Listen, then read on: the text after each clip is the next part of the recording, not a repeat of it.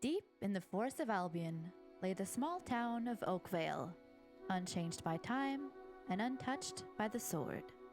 Here lived a boy and his family, a boy dreaming of greatness, of one day being a hero. I want to talk about Fable, the game that got me into video games, showed me what video games could be. As a kid, I missed the Nintendo boat completely. Never had a Nintendo console. The only reason I got to play video games is that my stepdad won an original Xbox in an office raffle. He had a choice between that and other prizes, and he chose the Xbox and then just gave it to me. So that was pretty darn decent of him. But anyway, he gave me the Xbox and it just so happened to come bundled with Fable. Vanilla Fable, not the Lost Chapters. That should tell you how long ago this was. At the time, I was possibly 7 or 8, and I never played video games, not even at a friend's house. I guess no one I knew had a console at home. So Fable was actually my first bona fide video game. Now, the original Fable is not a difficult game by any means. It's incredibly easy, in fact. But through a combination of being new as new can be to video games, and also not being very good at English, I struggled with it at first. French is my first language, and back then, my English was barely functional. So you know how the guildmaster calls the hero Lad? Yeah, I thought that was his name. I didn't know lad is just a word for boy. But the main thing is that I wasn't used to video games or how to approach them. Still, I somehow bumbled my way through the early game until I hit my first roadblock, the Earth Troll in Darkwood. If you've played this game, you know that fight, if you can even call it that, is extremely easy. There are so many ways to get past it.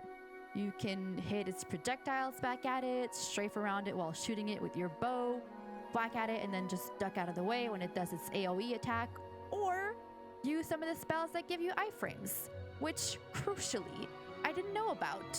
It would be years and years until I'd learned what iframes are, or that that's even what they're called. Point is, little me couldn't get past that part, and I put the game down for a while. I don't remember how long exactly, but I'd say probably several months.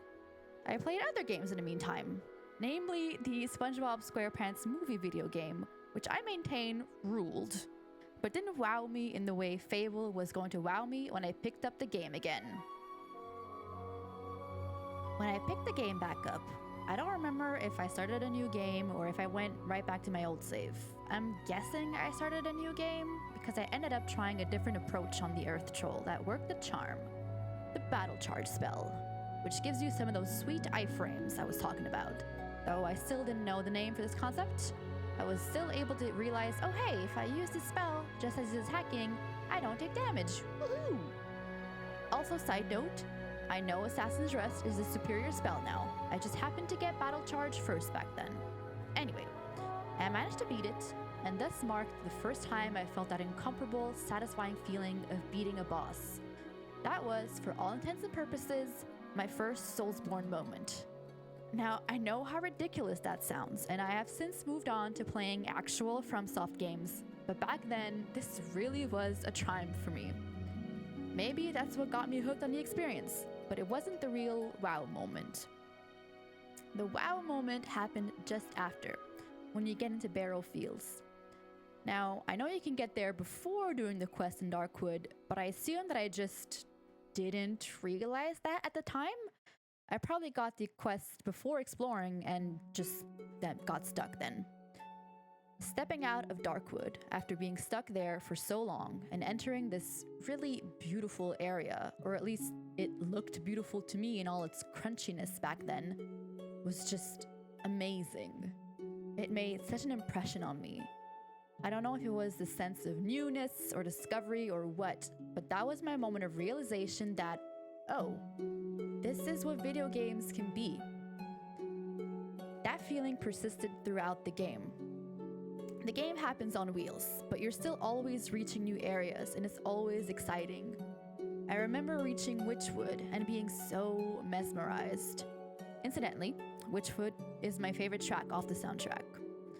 Or finally getting into Bowerstone North for the first time. It was all wonderfully new to me. Everything looked so beautiful. Everything felt like an adventure. And if that wasn't enough, You then had the demon doors. Getting into those was such a big deal for me with my lousy English. I couldn't tell even what the most obvious ones wanted, like the one in the guild that literally just requires you to use your lamp. So when I figured it out, it was so exciting in itself, but then I stepped into this mysterious wooded area straight out of a fairy tale with the soothing, mystical bit of music playing, and I was blown away. Honestly, though I do like the subsequent games, none of the demon doors in Fable 2 and 3 did it for me quite like the ones in the original. The vibe was just different. Also, the demon door in Fable 2 with the terracotta soldiers has forever scarred me. But I digress. And the original Fable just had an incomparable vibe. I mean, maybe it's just because I was so young and it was the first game of that nature that I played, but the whimsy of it, the lightness, the funny expressions, making NPCs drop boxes over and over by waving at them. It was just so silly, and yet it drew me in for hours of fun. That's not even getting into the story, which managed to pull me in even if a lot of it went over my head because of, again, my lousy English. And small side note about that, playing Fable genuinely helped me improve my English a lot. But the story. I mean, if you've played the game, you know it's simple enough for anyone to follow as long as they've got at least a passing understanding of English. I understood that we were looking for our sister in the early game, for instance. And when I found her in Twinblade's camp, that was such a cool twist for me.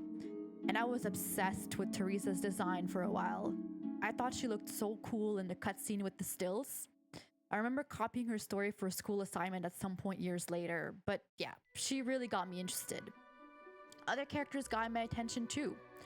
I wish more focus had been given to Whisper and Briar Rose. Since I played the original first, I was so confused as to why Whisper never shows up again after you spare her in the arena. Then in the lost chapters, I was delighted to find her in Oakvale afterwards, only to be immediately bummed out by her leaving forever. I know a lot of people dislike her, but I don't know. Somehow Lionshead managed to make her feel like a friend to me. Speaking of the lost chapters though, boy was that a wonderful surprise at the time. I mean, I guess nowadays you'd call it a DLC, which I know people have understandably mixed feelings about. I was blissfully unaware of all that though, and was just so happy to have more of the game that I'd loved so much. I say loved, but really it's love. I do still love this game, even though I can never get back the feeling of playing it for the first time. A feeling many of you are familiar with, I'm sure. I played it so many times now, I know it by heart. Even though I can't get back that feeling, I'm still so grateful this game exists and that I got to play it when I did. I sort of know the story around it, how it was kind of a development nightmare, a road paved with unfulfilled promises and all that, but to me, it's just the game that got me into gaming. And again, I'm grateful for that. As for what came next, that is a story for another time.